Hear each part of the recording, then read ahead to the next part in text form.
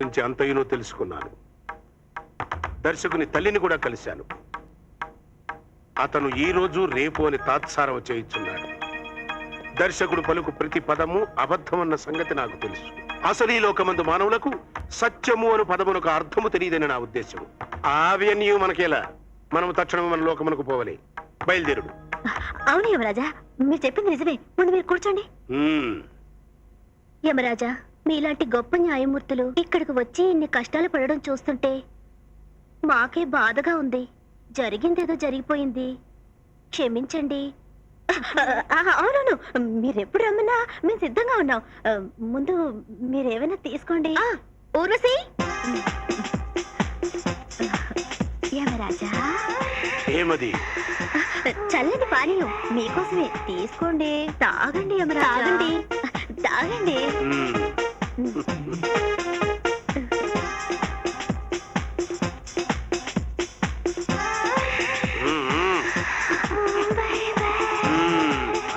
బాగున్నదా యమరాజా?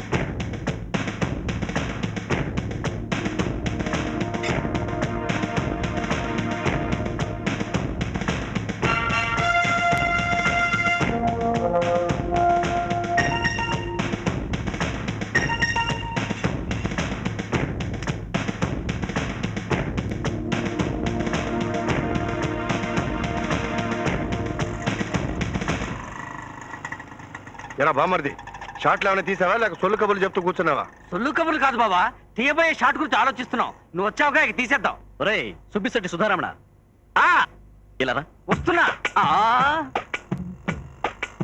ఎరా నువ్వు అసలు మారవా? ఎందుకు ఇలా చేస్తావు? అన్ని నేను చూసుకుంటాను సార్, ఆయన పంపించేయండి దయచేసి. మీరేం ఫీల్ అవ్వకండి సార్, వీటి సంగతి నేను చూస్తాను. మీరు వెళ్ళండి ప్లీజ్.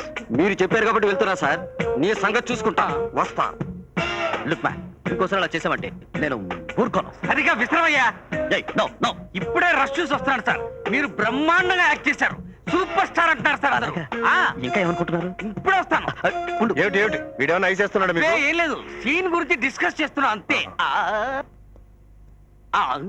అమ్మయ్యా, ఎస్కేప్ అయ్యాను. అరే ఏంటి సార్ డైరెక్టర్ గారు ఇది? మీరు ఈ మధ్య కనిపించడం లేదు. సడన్ గా వస్తారు, సడన్ గా వెళ్ళి హాస్పిటల్ పడుకుంటారు.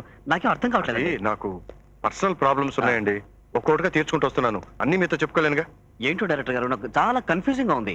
ఇప్పుడు అట్లాగే ఉంటుంది. పోను పోను అన్ని అర్థమయ్యేటట్టు చెప్తానుగా. రండి షార్ట్ చేద్దాం, రండి. ఎక్స్క్యూజ్ మీ, ఫోన్ చేసుకోవచ్చు? బావా, నీకోసం ఎల్ఐసి ఆఫీసర్ వచ్చారు. అలాగా, వచ్చేసారా? నమస్కారం సార్. Hello sir. ఈ బాండ్ పేపర్స్ తీసుకోండి. వీటి గురించారా? సంతకం పెట్టాం. Thank you sir, thank you so much. వీటి గురించారా నేను ఎన్నాళ్ళు కష్టపడింది? ఇక నేను అబద్ధాలు చెప్పాల్సిన అవసరం లేదు. హలో, వచ్చేసారా? ఇది వచ్చేస్తున్నాను.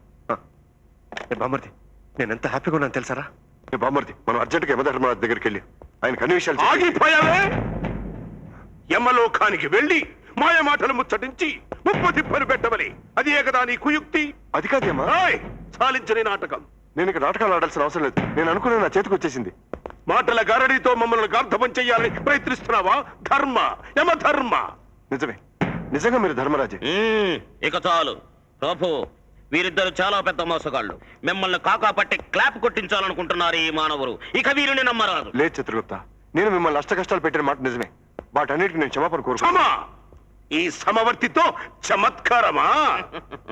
ప్రభు, ఈ మానవుల బుద్ధియే అంత. కరుణిస్తే కళ్ళల్లో పొడుస్తారు, కరుగ్గా ఉంటే కాళ్ళ మీద పడతారు. ప్రభు, ఇన్నాళ్ళు వీళ్ళు మీ శాంత స్వరూపమునే చూశారు, ఇక చూపించండి మీ ఉగ్ర రూపం.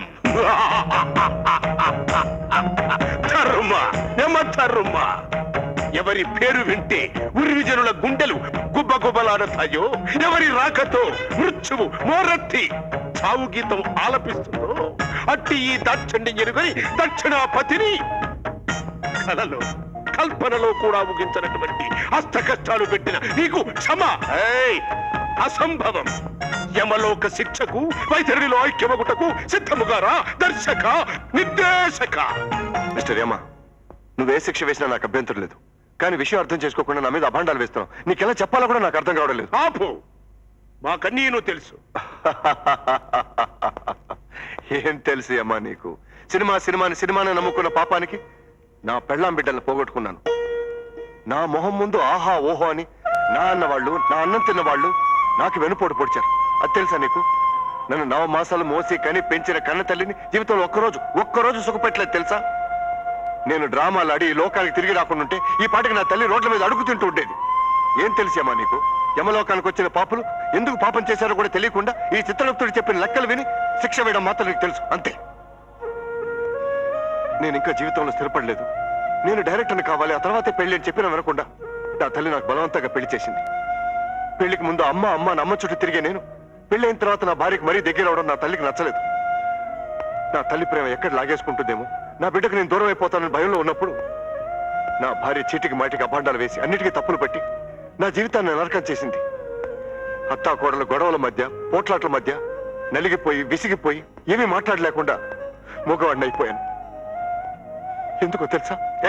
ఎందుకే అలా అరుస్తున్నావు? కట్టుకున్న మొగుడు వల్ల సుఖం లేదు, పుట్టిన పిల్లల వల్ల సుఖం లేదు. పిచ్చేమన్నా పట్టింది నీకు? నీలాంటి వాడిని చేసుకున్నాక పిచ్చి పట్టకుండా ఉంటుందా? పిచ్చి పట్టింది నీకే. నోరు దగ్గర పెట్టుకుని మాట్లాడు. నువ్వేమన్నా మాట్లాడమంటే ఏం చేస్తావే నువ్వు? చూడరా, నువ్వు ఉన్నావనే భయం కూడా లేకుండా ఎలా మాట్లాడుతుందో చూడరా. ఇది భయం నాకు కాదు ఉండాల్సింది, నీకు. చెప్పండి ఆవిడికి. వాడేం చెప్తాది? నేను చెప్తా. నువ్వు ఇంట్లో కాకిలా దూరినట్టు దూరావే. నువ్వు వచ్చిన తర్వాతే నా మొగుడు చచ్చింది. నా కొడుకు పని దొరక్క పైసా కోసం బిచ్చగాడిలా తిరుగుతున్నాడే. అసలు నువ్వు చస్తే కానీ నా కొడుకు బాగుపడాడే. చూసారండి నట్టింట్లో ఎట్లాంటి మాటలు మాట్లాడుతుందో. సాగడం చేతకనప్పుడు మీకెందుకండి పెళ్ళాం పిల్లలు? బయట చూసే వాళ్ళకి మాత్రం బడాసాం, ఇంట్లో మాత్రం పక్కిసాం. సినిమా అంటూ మీరు చచ్చేది కాక మమ్మల్ని ఎందుకండి చంపుతారు? ఈ బ్రతికే కంటే కుక్క బతికే నయం. చూడు, వాడి గురించి మాట్లాడే అర్హత నీకు లేదే. నా కొడుకు రాజు, మహారాజు. నువ్వు సడన్ గా చస్తే నిన్ను తగలబెట్టాలిగా.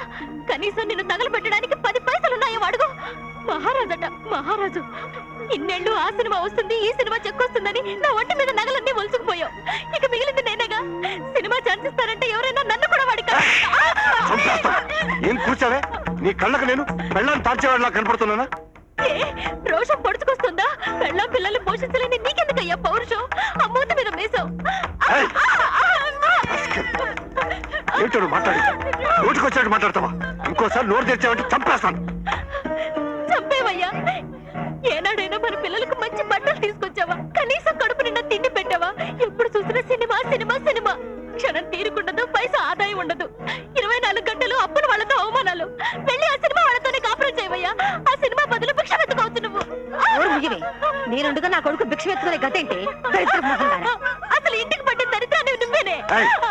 నీలాంటి వాళ్ళని ఇంతమందిని తెచ్చుకోగలనే, కానీ మా అమ్మ దేవతే చిన్నప్పటి నుంచి నా మీద పల్లెత్తు మాట పడకుండా పెంచింది. ఇదిగో, నన్ను ఏం మాటలు మాట్లాడినా సహించాను. మా అమ్మను ఒక్క మాట అన్నావో నేను బతకలేమని జాగ్రత్త. అయితే నాతో కాపురం చేయడం ఎందుకు?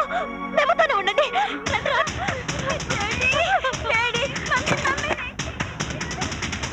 జ్యోతి తలుపుతారు, జ్యోతి తలుపుతారు, జ్యోతి